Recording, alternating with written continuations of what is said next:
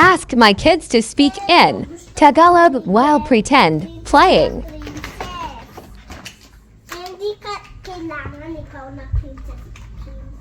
O sige, pag ikaw na yung royal carriage is coming. The royal carriage. Oo, nag-English. Yung carriage nandito na. Tara. Bakit hindi mo ako? Queen! Tara na lang dito eh. Reyna. Ang Tagalog ng Queen, Reyna. Reyna, tara na. Mahal na Reyna. Ganun. Reyna, tara na dito. Reyna ka... Ano? Sit down.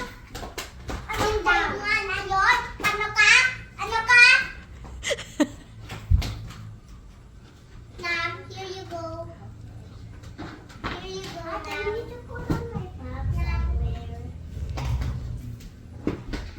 Sa likod na lang, meron kasing lagayan sa likod ng dito. Hindi ka malinaw eh. Nam, the butler's in the back and Oo. the butler's in the back and this is the horsey. This is the horsey. This is the horsey. Nadapa. Ano ba yun? Nagtuloy ako. Ano ba yun? Ano ba yun? Na, Tumayo ka na dyan, Nam. Yung puwet mo. ano yun? Bakit ganon ikaw? Ane, tignan mo na. Ane, tignan mo na yan. Bossy naman ng Reyna. Reyna. Ano yun? Ang Reyna ko. Ano yun? Wala.